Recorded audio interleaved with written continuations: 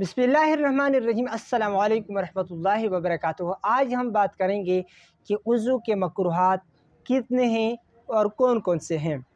तो वज़ू में जो मकरूहात हैं वो हैं 4। जिस तरह वज़ू में फ़राइज़ 4 हैं, बिल्कुल इस तरह वज़ू में जो मकरूहात हैं वो भी क्या हैं, 4 हैं।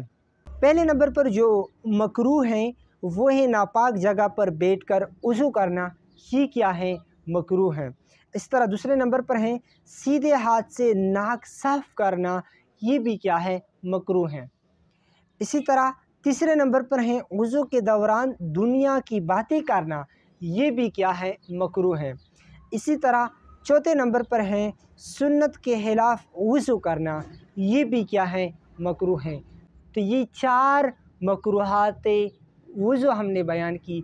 अगले वीडियो में हम इंशाअल्लाह बात करेंगे कि वज़ू के नवाक़िस कितने हैं और कौन कौन से हैं। तो तब तक के लिए उस्मानुल्लाह को इजाज़त दीजिए। अस्सलामु अलैकुम वरहमतुल्लाहि वबरकातुहू।